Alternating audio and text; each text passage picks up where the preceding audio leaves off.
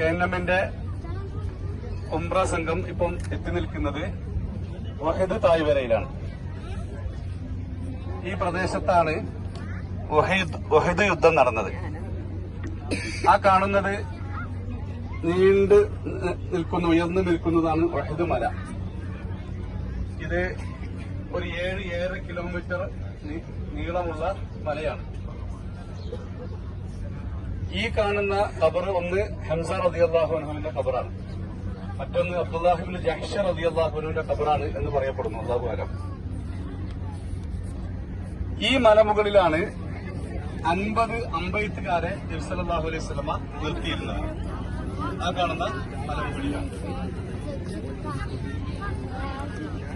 അവരുടെ നേതാവിനോട്, ആ ആളുകളോട് നബി സല്ലല്ലാഹു അലൈഹി വസല്ലമ കൽപ്പിച്ചിരുന്നു, യുദ്ധക്കളത്തിൽ എന്ത് സംഭവിച്ചാലും അവിടുന്ന് ഓരോരുത്തരെ നിർത്തിയ സ്ഥാനത്ത് നിന്ന് അനങ്ങാൻ പാടില്ല എന്ന് കൽപ്പിച്ചിരുന്നു. അങ്ങനെ ഘോര യുദ്ധം നടന്നു. യുദ്ധത്തിൽ ബദറിന്റേതുപോലെ തന്നെ മുസ്ലിം സൈന്യത്തിന് തുടക്കത്തിൽ ശക്തമായ മുന്നേറ്റമാണ് മുസ്ലിം സൈന്യം നടത്തിയത്.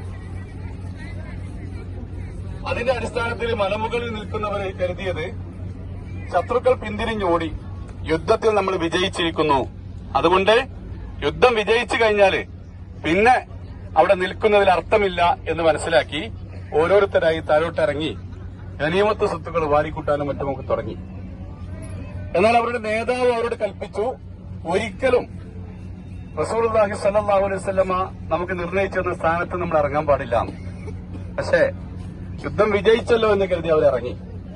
എന്നാൽ ഖാലിദ് ബിൻ വലീദ് റളിയല്ലാഹു അൻഹു, അദ്ദേഹം ഇസ്ലാമിലേക്ക് വന്നത് പിന്നീടാണ്. അന്ന് അദ്ദേഹം ശത്രുപക്ഷത്തായിരുന്നു.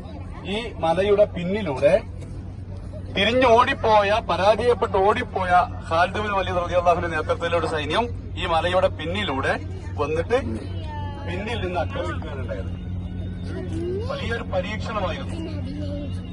അള്ളാഹുവിന്റെ റസൂൽ സല്ലല്ലാഹു അലൈഹി വസല്ലമ നിൽക്കാൻ കൽപ്പിച്ച സ്ഥാനത്ത് നിന്നും അവര് മാറിപ്പോവുകയും അനുസരണക്കേട് കാണിക്കുകയും ചെയ്തതിന്റെ അതിന്റെ വലിയ ഒരു പാഠമാണ്, അനുഭവമാണ് ഉഹുദിന്റെ പരാജയത്തിലൂടെ അല്ലെങ്കിൽ പരീക്ഷണത്തിലൂടെ മുസ്ലിങ്ങൾക്കുണ്ടായത്.